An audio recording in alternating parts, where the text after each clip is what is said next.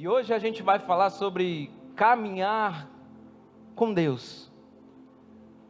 Se eu fosse te fazer uma pergunta nessa manhã e dissesse para você assim: se fosse para você escolher com quem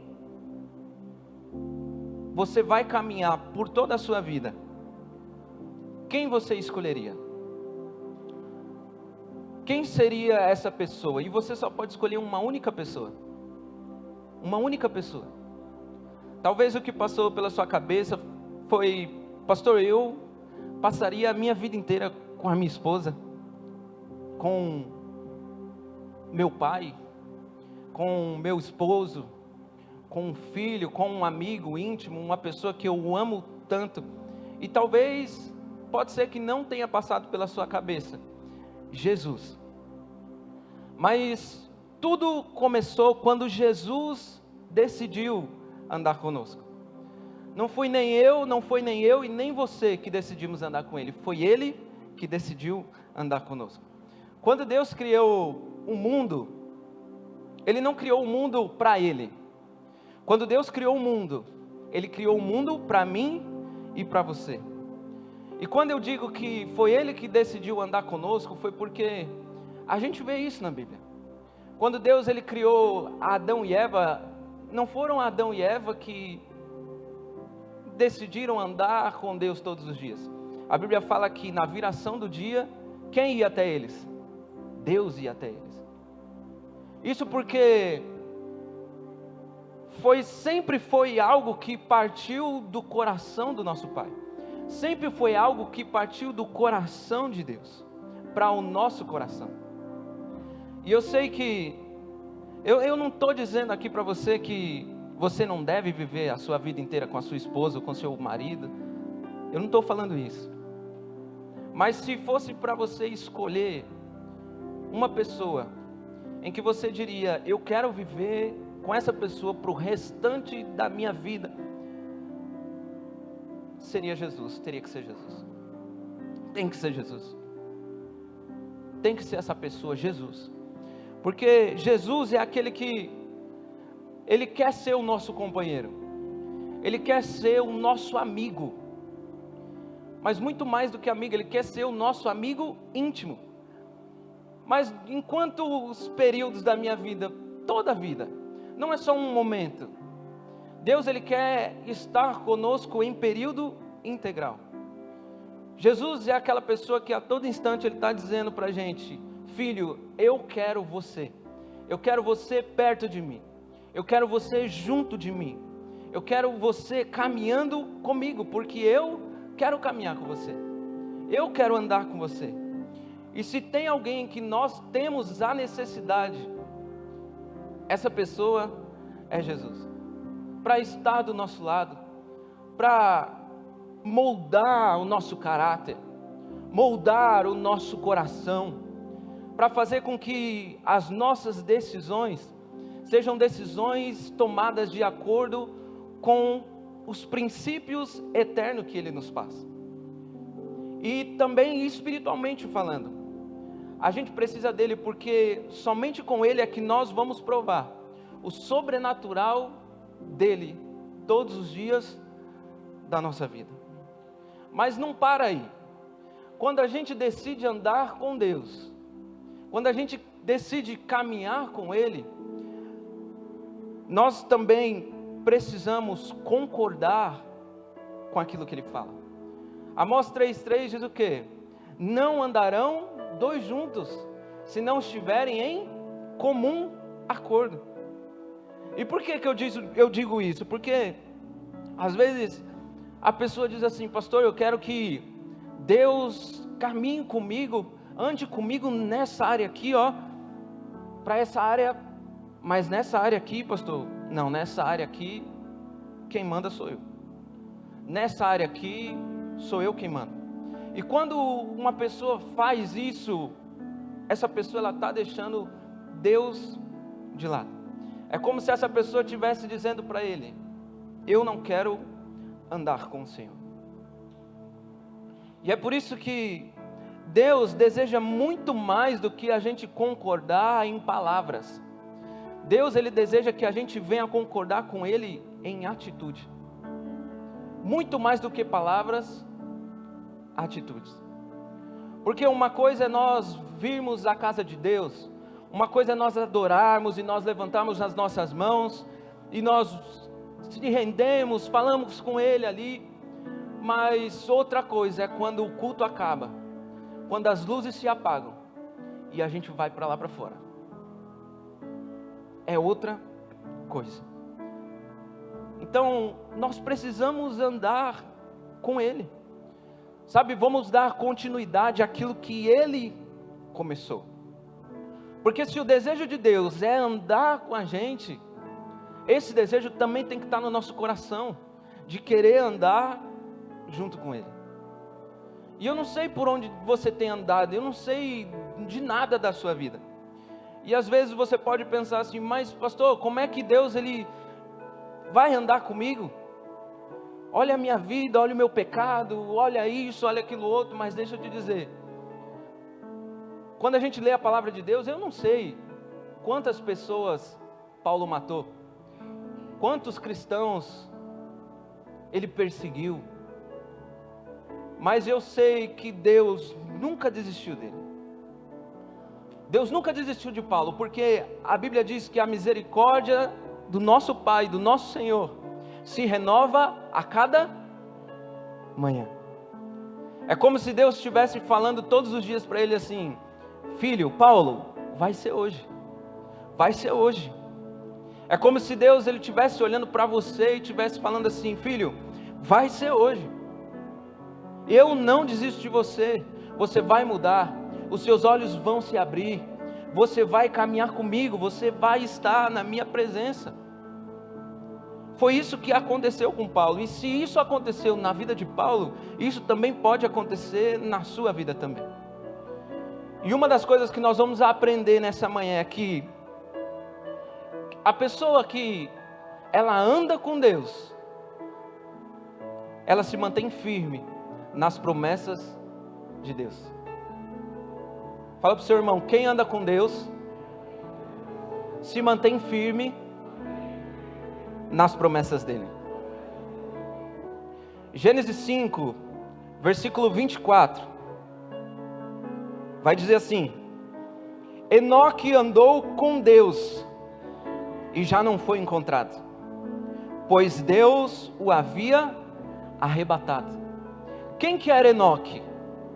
A Bíblia não fala muita coisa sobre Enoque, mas Enoque era pai de Matusalém. Quem já ouviu falar de Matusalém? Eu acredito que você já deve ter ouvido, porque ele foi a pessoa que mais viveu na Bíblia. 969 anos. Matusalém foi vô de Noé. Então Noé foi bisneto de Enoque.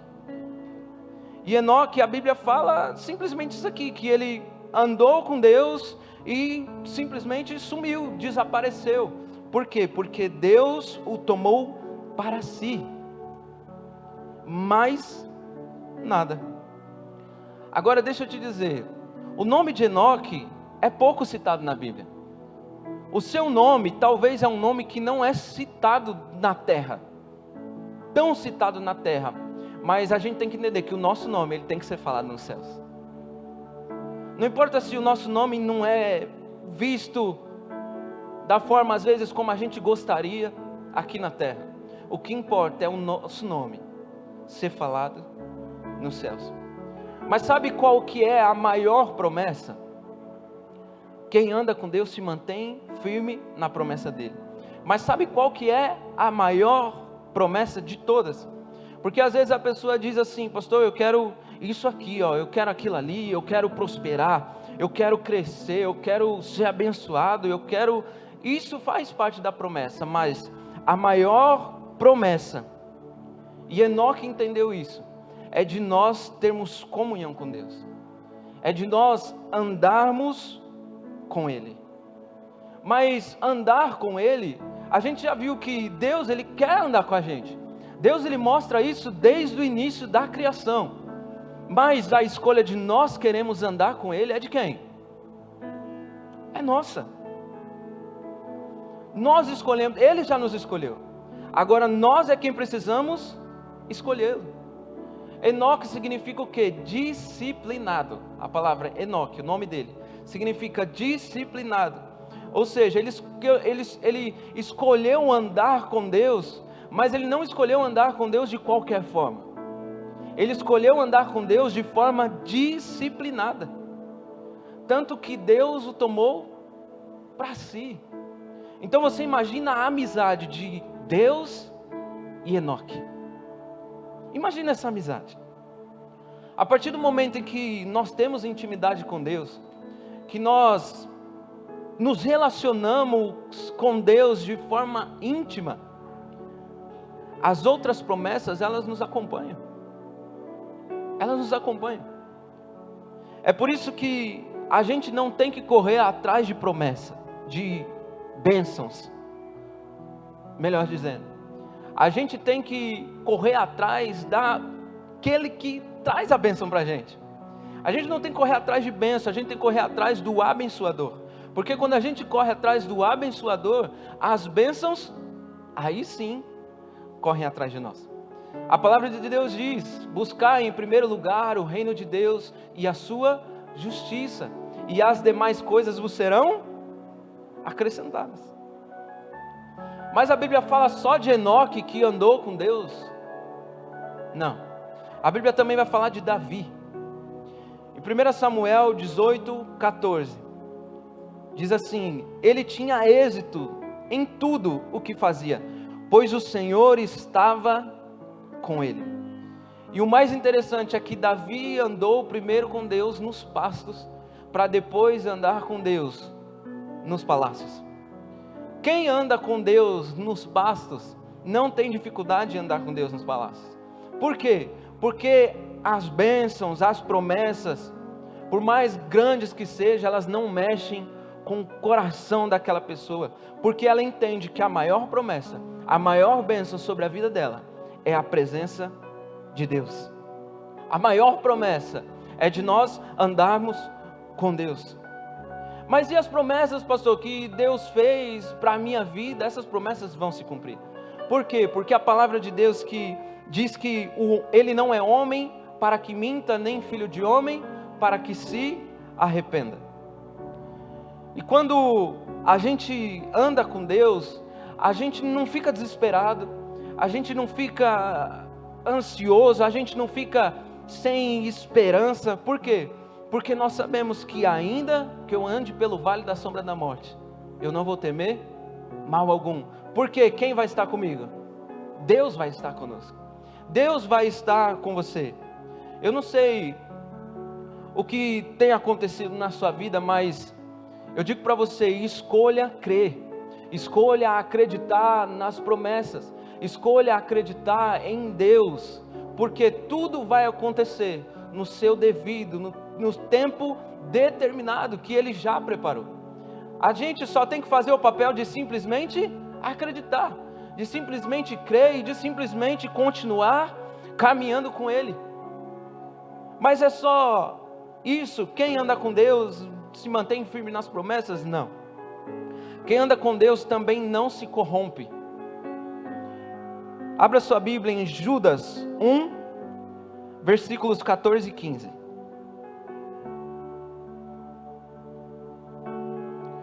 Judas capítulo 1, versículo 14 e 15. Diz assim: foi Enoque da 7ª geração a partir de Adão, quem há muito tempo profetizou isso a respeito deles. Olhem, o Senhor virá com muitos milhares dos seus anjos para julgar a todos. Ele virá a fim de condenar todos os que não querem saber de Deus, por causa de todas as más ações que praticaram e por causa de todas as palavras terríveis que esses pecadores incrédulos disseram contra Deus. Você lembra que eu falei que Noé era bisneto de Enoque? Não foi que eu falei? Mas a partir disso aqui, a gente vê que, sabe aquele povo que morreu no dilúvio? Enoque já confrontava esse povo. Enoque já confrontava esse povo. Já pregava. Enoque, ele estava perto de pessoas Quando a gente vê o contexto do dilúvio, a gente vê que aquelas pessoas eram pessoas que amavam o pecado. Pessoas que infelizmente andavam no pecado. Mas por mais que essas pessoas andavam desse jeito, Enoque não se corrompeu. Enoque não se corrompeu por causa do meio das pessoas que ele vivia. E quantas vezes nós não nos encontramos em momentos assim, aonde a gente está num ambiente, a gente está no lugar, e a gente vê que o único que conhece a Deus ali somos quem? Somos quem? Somos nós. Mas a pergunta é, o que acontece nesse lugar? O que é que acontece lá nesse lugar? Porque tem muita gente que é aquele crente camaleão. Aquele crente que ele se adapta ao ambiente em que ele está. Aquele crente que ele se corrompe. Aquele crente que anda com Deus aqui na igreja, mas lá fora não é a mesma coisa. Pessoas que pegam a forma de outras ao invés de fazer o quê? Fazer com que os outros peguem a sua forma. E nós, como igreja, nós temos que ser o sal dessa terra, a luz desse mundo. Nós temos que ser os pés de Deus nessa terra, as mãos de Deus nessa terra. Nós temos que ser a boca de Deus nessa terra. A gente não pode ser omisso. A gente não pode a gente não pode deixar de se posicionar. A gente tem que influenciar.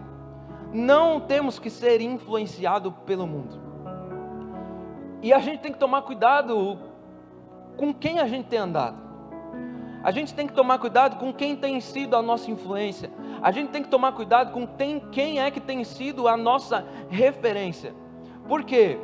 1 Coríntios 15, versículo 33 ao 34 diz assim: não se deixe enganar, as más companhias corrompem os bons costumes. Como justos, recuperem o bom senso e parem de pecar, pois alguns há que não têm conhecimento de Deus. Digo isso para a vergonha de vocês. Sabe, a gente tem que ser como Moisés. Como Moisés? Como assim, pastor? Como assim como Moisés? Moisés, ele subia no monte, mas quando ele descia, o rosto dele brilhava. As pessoas têm que ver em você, as pessoas têm que ver em mim o brilho da presença de Deus. As pessoas têm que ver o Espírito Santo na sua vida. As pessoas têm que saber com quem você tem andado, com quem você tem caminhado, quem você tem servido.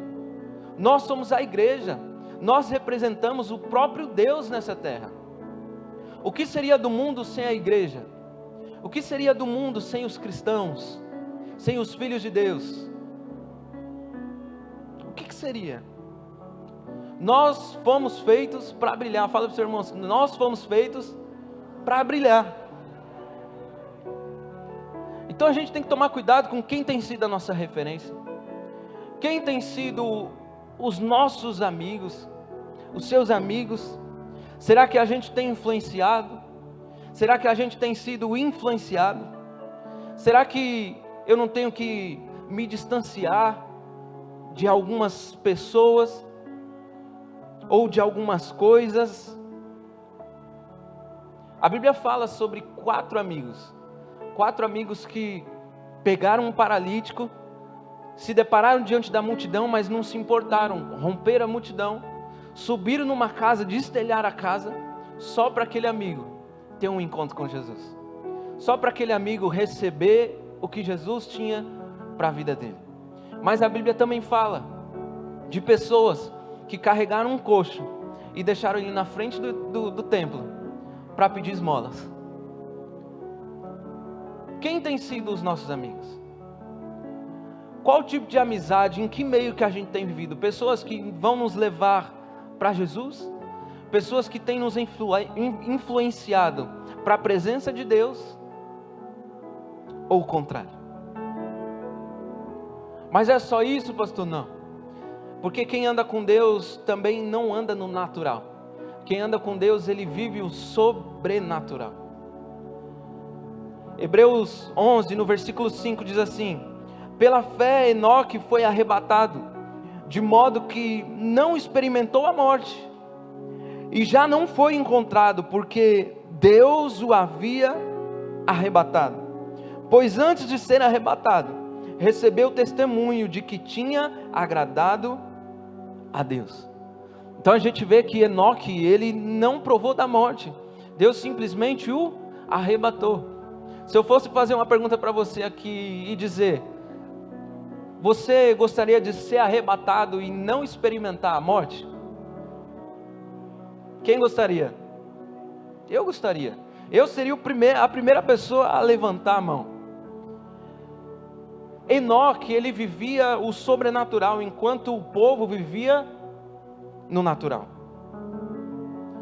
É por isso que uma coisa é a gente vir para a igreja, uma coisa é a gente vir para a casa de Deus, mas outra coisa é a gente andar com Deus. Uma coisa é a gente vir para o templo, mas outra coisa é a gente ser amigo dele. Por que eu falo isso? Porque só faz a diferença quem tem intimidade com Deus.